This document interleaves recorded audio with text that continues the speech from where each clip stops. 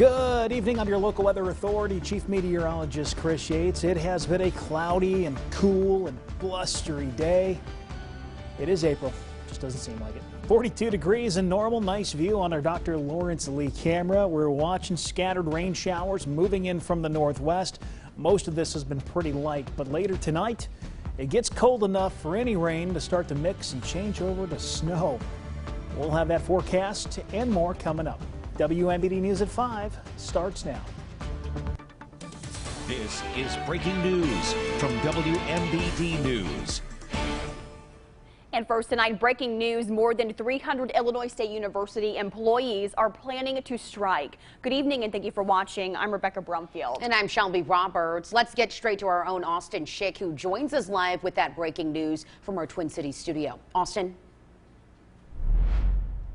Well, Shelby, Rebecca, the grounds crew, dining hall, and residence hall employees giving their 10-day notice of intending to strike, and this is legally required by law before a work stoppage could happen. And as we know, the American Federation of State, County, and Municipal Employees 1110 is the union representing these ISU staff members, and just a couple weeks ago, 96% of those employees voted yes in favor of a strike if necessary. The union delivering their intent to strike today to university management during a bargaining session. Now, under law, the soonest employees could strike would be Monday, April 18th. However, there is another bargaining session scheduled for tomorrow. And we have reached out to leadership at Illinois State University and are waiting to hear back. We'll be sure to share any updates on this story on air and online at ciproud.com. For now, from our Twin Cities Bureau, I'm Austin Schick. Austin, thank you.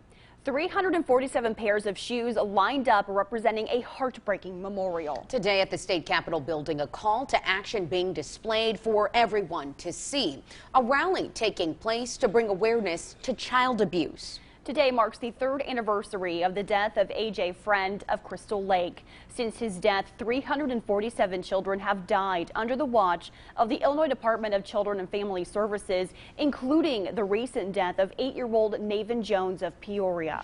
The Roar for AJ advocacy group aims to bring change to DCFS in AJ's memory. The group displayed empty pairs of shoes at the Capitol, representing each Illinois child that's died despite involvement with DCFS. And back in Peoria, it's an issue affecting some of the state's most vulnerable children. Local organizations say that the need for more loving foster parents is at its peak. And WMBD's Durante Matthews joins us live from our newsroom now to show us the numbers behind the need and the push to recruit more caring guardians. Durante. And Rebecca, Shelby, according to data with the Children's Home, nearly 900 children and teens in Peoria County alone do not have a permanent place to live. It's a staggering stat that local organizations are stressing, hoping to recruit more foster families to help those who need it most. The numbers are numbing. 850 youth in care in Peoria County alone right now, looking and needing a place to call home. City leaders say Peoria County is the 3rd highest county in Illinois for youth in care. They say out of the more than 20,000 kids in the state without permanent housing, 1,500 of those are in the Tri-County area. It is a staggering number and one that I think most folks are surprised to realize. Stephanie Alkafaji is the Chief Operating Officer of Children's Home in Peoria, an organization providing support services to at-risk kids and those who care for them. She says some of these kids are in residential facilities, hospitals, couch surfing, or homeless. This is pushing the need to have more foster parents open their homes to these children. Alkafaji says without caring homes, many of these kids end up stuck in the system. When we are looking for foster families, we're looking for kind people who are willing to be that stability for youth in care, but also that are able to advocate and provide. But she says the pool for foster families has declined over the past 2 years. Ann Lading Ferguson is the CEO of Family Corps in Peoria. She says in addition to adoption, there's also a need for foster parents to step up and support the biological parents for the children to be able to return home and to help children with complex needs. They're providing the structure and the services, but also helping manage whatever medical or mental health challenge that child may have. Both women say the industry is stretched, and the more people willing to step up gives new life to the children who deserve better. And those with Children's Home tell me that DCFS also reported almost 200,000 calls to child abuse hotlines just last year. For more information on how to partner with organizations like Children's Home or Family Corps and to take that first step to become foster parents, you can head over to our website, ciproud.com. Shelby and Rebecca. Durante, thank you. Turning now to the courtroom, the CEO of Pekin-based Readiness Laboratories today pleading not guilty to federal tax fraud charges. Rossi is charged with 3 counts of making and subscribing false tax returns in 2015, 2016, and 2017. And our Shabnam Dinesh was at that arraignment today. She joins us live outside of the federal courthouse in Peoria with the details on Rossi's bond conditions. Shabnam. Well, Rebecca, Shelby, the judge gave a whole list of bond conditions for Rossi. Rossi has to surrender his passport. He cannot travel outside of the judicial circuit without any kind of without permission from the court, and he has to submit a DNA sample. He is also he's also prohibited, I should say, from using or possessing drugs and must submit to drug testing. He is also required to report any contact with law enforcement, including traffic violations. Further, Rossi is not allowed to take out any new credit cards or loans or spend or disperse any of his assets. Now, Rossi is due back in court on May 17th for a pretrial hearing, and his jury trial is scheduled for June 6th. Rossi is facing up to 9 years in prison and up to $300,000 in fines. For now, reporting live outside the federal courthouse in downtown Peoria, Shabnam Dinesh, WMBD News. Back to you.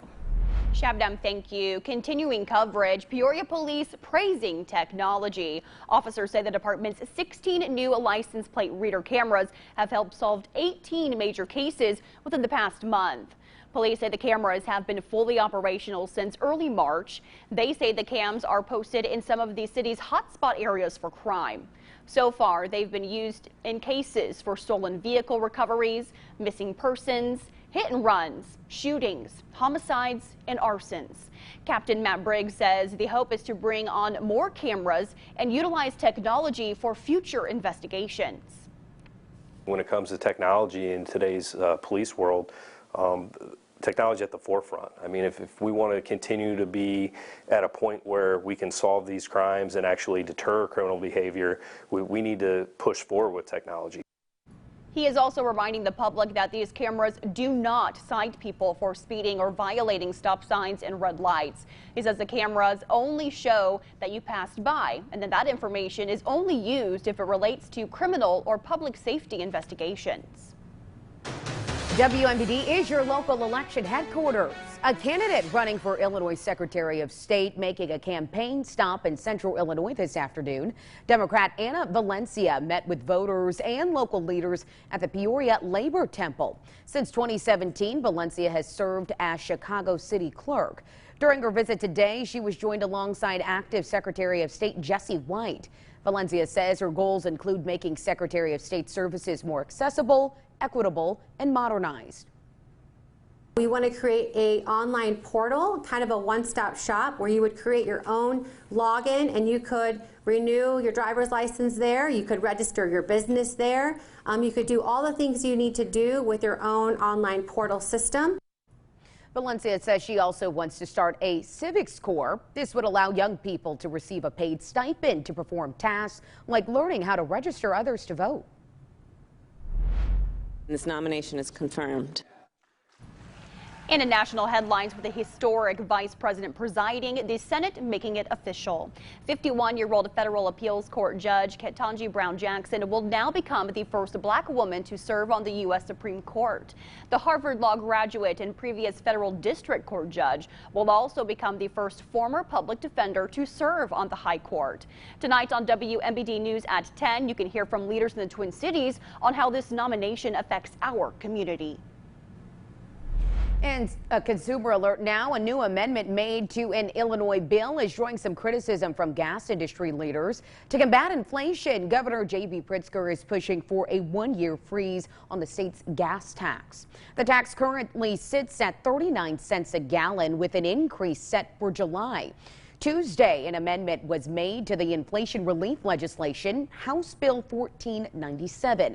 Now, it would require gas retailers to post signage that the tax increase is suspended. Retailers that don't comply would face a $500 fine each day. The president of the Illinois Fuel and Retail Association calls the measure unconstitutional. Those signs constitute speech. And it's a sort of a well-settled point of constitutional law that you can't force businesses or any person to utter speech that they don't disagree with or they don't want to say. This is pretty much a pronouncement about a tax cut. Now, Sharp says if the amendment is passed, his association will consider filing a lawsuit. And just now into the newsroom, a state budget agreement backed by Governor J.B. Pritzker and Democratic leadership in the proposal, $1.83 billion in tax relief for working families. That now does include a suspension on taxes for groceries for 1 year, also suspended motor fuel taxes for 6 months. And there's much more to this proposed plan, and you can find it right now. Just head to our website, ciproud.com. We'll also have a breakdown on WMBD News at 6. Well, a very large and slow-moving storm system is going to continue to send multiple rounds of rain and soon some snow to central Illinois. Here's the latest radar. Big area of low pressure up to our north. Notice the snow in Minnesota. It's heading our way. We'll have that forecast coming up next. You're watching WMBD News, Central Illinois Proud, with Shelby Roberts, Rebecca Brumfield, and Chief Meteorologist Chris Yates with your local weather authority forecast. This is WMBD News at 5.